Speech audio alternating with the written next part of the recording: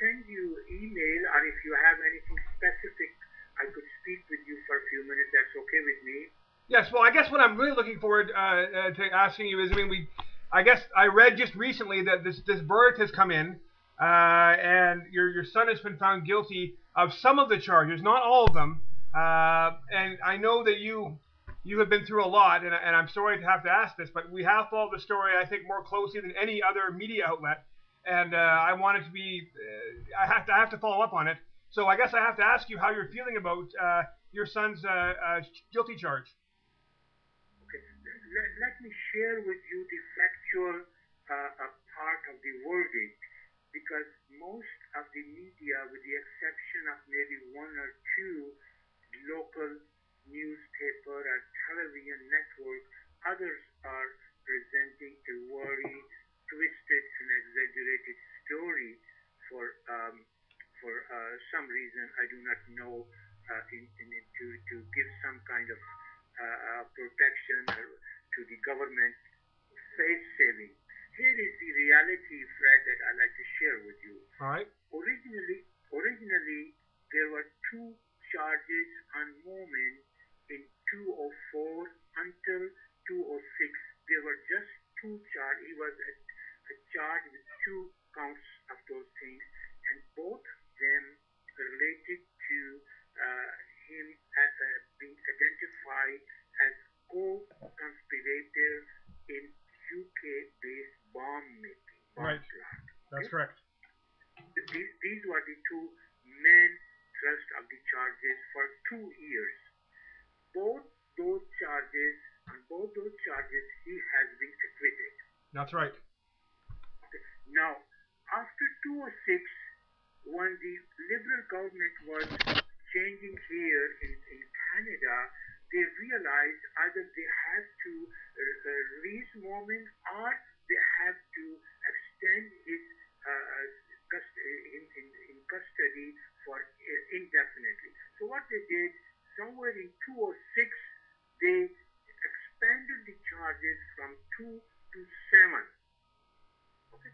They added 5 more, charging him that he was involved in participating in some jihadi struggle camps in Pakistan, Afghanistan. He made a device that could possibly be used for detonating bomb. He contributed money for those activities in Pakistan. These are all outside the parameters of the original two charges. Right.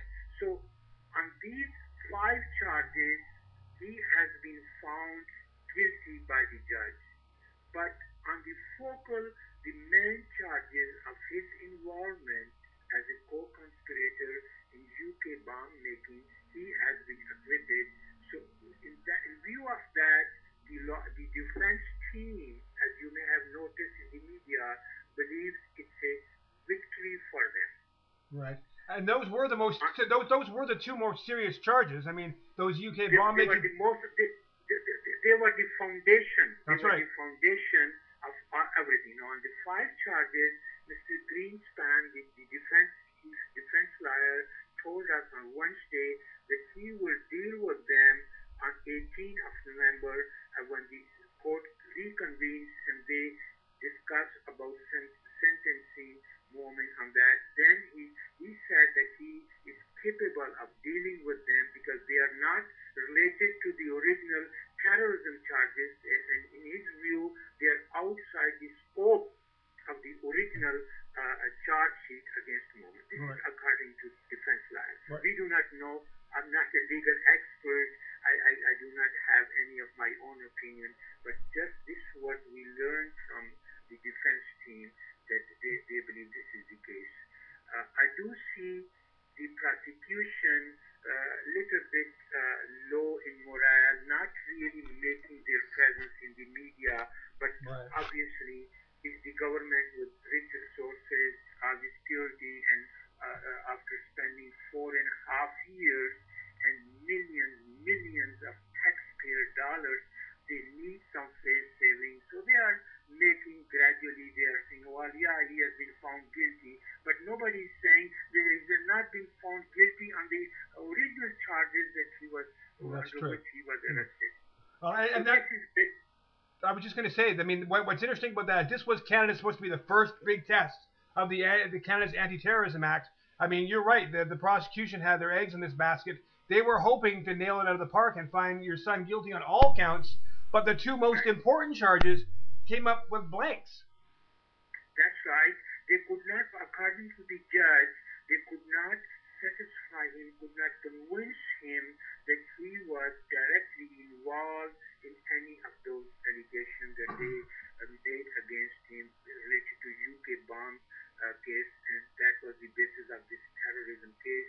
And if that is out, the defense lawyer believes the whole case will Yeah. collapse because others are not related, not linked to the UK. They are claimed to be somewhere else, and that somewhere else is not part of the terrorism legislation or doesn't come under terror. This is my understanding Right. from the legal team. Well, I mean, I know you said that the defense looks upon this as a victory, but as a father, I mean, I'm sure that your victory would have been a complete acquittal on all charges, and he'd be home with you right now instead of waiting further sentencing. So, how do you personally feel about the fact that he's still been found guilty?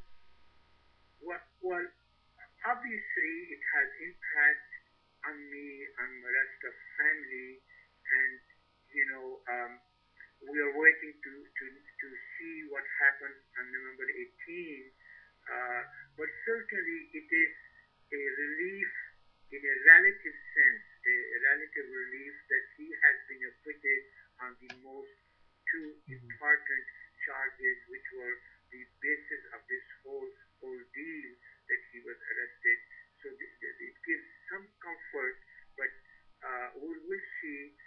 I think the trial went quite in a rational, fair manner, and everybody got the opportunity to present their argument, and it was heard. But obviously, we feel that government has spent a lot of money before, during the trial, and now after in propaganda stuff for their face saving and Yeah. to claim that this anti-terrorist legislation has stood its test in the court of law and Momin has been found guilty, but they are not really saying that he has not been found guilty on the most important or primary charges which were laid against him, and on the relative charges he has been found guilty. Obviously, we'll see what happens. Well, this must be a bit of a moral dilemma for you because I know at the outset you said as a law-abiding Canadian citizen you would accept whatever verdict was handed down by the court, and now you have a situation where your son is innocent of the major stuff, guilty of the minor stuff. How do you reconcile all that, given the fact that you said at the very beginning you'd accept whatever verdicts came down? Well, indeed, Fred, we accept, we believe it was a fair opportunity for both parties. I have made this statement yesterday in the media here as well, that we believe that both parties got fair opportunity to present their case in a court of law, and judge was fair, and now if he is found guilty but not unrelated to terrorism, it is these other minor areas relate to his activity, financing, or providing other assistance back to Pakistan, or some movement there with people who were there in attending the camp or training camp things. These are some of the things, but they, according to the defense team, these things do not come under the aegis of Terrorism Act. This is their stand. So from that point of view, we feel that there's open their opportunity for perhaps either appeal or whatever it is until the until we know the exact outcome. Number 18, all we could say, we hope for the best. Right. And of course, November 18th is the date of the sentencing when we'll find out what it has in mind there. And I think in a lot of ways it sounds to me, at least in my opinion, that